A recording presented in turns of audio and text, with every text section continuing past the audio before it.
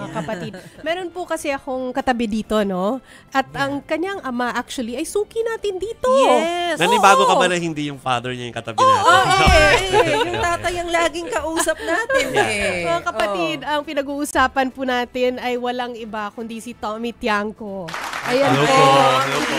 Good evening po. Thank you po. Thank you for having me po. Si Tommy kasi, viral yung, mukhang lagi nagba-viral to eh. Hoy, napapanood ko ang TikTok niya, kasama niya si Tim. Yes. So, Diba? Tim and Tom. Yes, Tim and Tama Tom ba? po on YouTube. Yes po. Oo. So, ibang-iba ka sa daddy mo. Yes, yes. Parang That's what everyone says po. Tama ba?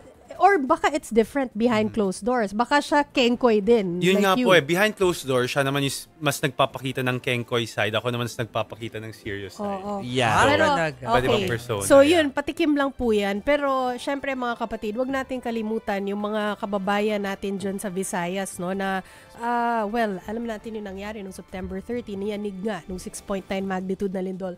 So parang TikTok challenge yung papagawa mo? Yes, Okay, parang sige. ganun. So si Tommy po ay Tommy, kailangan mo tong Okay po. sabihin Yes sa ating po. mga kapatid dyan sa Visayas. po. Yes po. Sa mga igsuon na to diya sa Visayas, padayon lang. It means to our brothers and sisters in the Visayas, keep going. Okay keep po. going. Keep on. Try natin. po. Sa mga igsuon nato diha sa Visayas, padayon lang. Yeah. Yes. Oo, malambot lang si Tommy kasi taga Manila siya. Pero in your own words, Tommy, ano ang gusto mo pahatiin sa mga kababayan natin? Yeah, I saw the damage that was done nung earthquake. So I'm praying for everyone in the Visayas region. Sana po okay po kayo lahat. And yun po, I'm praying for you guys. So, yeah. Hopefully everything becomes okay the next few days. Yes po. Okay. Only child of Kong Toby. Yes What's po. that like? I think there's a lot of expectations, first and foremost. So, mga iniisip nila kung ano ba gagawin ng anak ni Kong Toby. Is he gonna enter politics, business, and then bigla na lang sila nagulat na, ay, biglang TikToker pala tong anak ni Kong Toby. So, yun po. But my dad naman is like, minsan inaasar ako on camera, but deep down and behind the scenes naman, very supportive naman po siya sa father. Kasi parang may napanood pa ako na sinasabi niya dun sa TikTok na hindi ba kayo nagsasawa dito? Yes po, yes po. Diba? Pero what was your initial reaction nung makita mo na, teka, parang bumebenta yung mga videos ko Yeah, actually nagulat po ako kasi I did it. Kasi after doing corp life for so long, I was investing in businesses, and then sabi ko, hindi ako sanay, may mga oras pa ako in my hands, and then I was like, sige, you know what, I'll just try doing TikTok for fun, and then sumakto I did YouTube with Tim, and then nagulat na lang ako, people were actually enjoying the videos, and then at the same time, when my dad was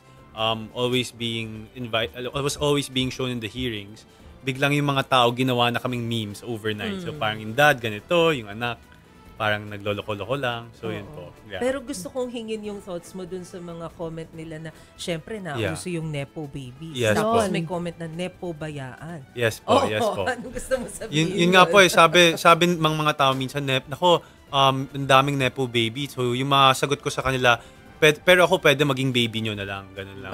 Binibiro ko na lang po sila kaysa So yun po. Yeah. So kumbaga you take it like Yeah, it's very funny po. It's a very, so ginawa na rin nila akong pang, to make the mood or the current situation lighter. Kasi ang dami po nangyayari recently. So yun po. Fun yung YouTube yun ni si Tom at si Tim. Sorry, Fun, Tim, yeah. Tapos syempre, ibang-iba yung personalities ng dalawa. Pero ikaw, I mean, hindi ba to parang sinasabi lang, hindi ba pang on-cam yung fun na yon? Talagang masaya talaga kayo pag magkakasama At kayo? masaya po talaga kami, makulit po talaga ako. It's just that siguro po, before, napapakita ko lang to close friends. Pero now na naging content creator na ako, mas may reason now to show like yung side na hindi nakikita ng most people. Kasi before po, it would take a while for me to warm up. Pero ngayon, since napapakita ko na, parang nasanay na po ako. Yeah, at talagang fun po yung content nila at hindi lang silang dalawa, no? At nag-extend sa staff at saka sa real friends. Yes, yung mga po. barkada nyo, right? Yeah po. They're all enjoying po, actually. Okay. Pero kami curious kasi syempre sabi nga namin si Kong Toby suki namin dito. Yeah, Abay po. pinupuntahan ko pa yan sa office niya sa Navotas para ma-interview. Yes, So syempre kilala namin siya as a politician, as a government official. Pero kamusta siya bilang tatay?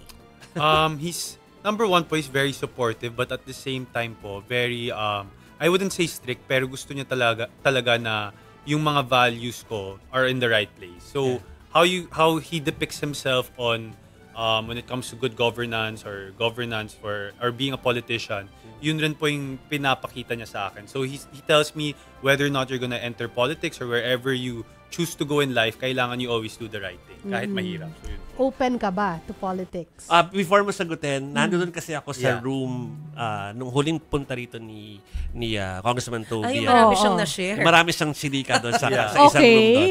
At ako mismo nagtanong sa kanya na parang, yung anak mo ba hindi mapasok sa politika? So yun ang tanong ni Chiki. Ang sagot ng father mo na bahala siya. So ikaw na dapat ang sumagot. Yun nga po I think right now, to be honest talaga, it's not something I've looked at. It's not something me and my father have talked about. Pero parang nakafocus lang po talaga ako sa content creating. But I wouldn't say na it's a no.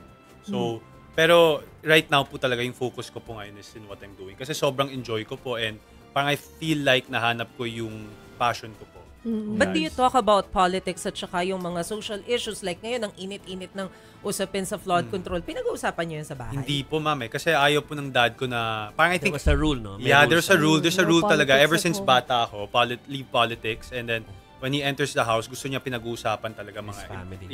Family, work ko, mga kalokohan, ganun. Nasa-separate niya talaga, Yeah, no? everything Yung fun. personal Everything and work. fun, yeah. Kaya nga po yung sinasabi ko na pagka nasa bahay, yun yung side ng dad ko na Kenkoy na hindi napapakita. Kasi I think he needs a break from being super serious all the time po. Yeah. Okay. Okay. All right. So, So, mo sila doon sa oo. TikTok. Yeah, guys, please follow my TikTok, Tommy Tiangco, and my YouTube with Tim. It's called Tim and Tom. So thank you guys. Thank you po for having me. Thank you Thank you Tommy. so much po. More power. Thank you po. Thank you. I appreciate it.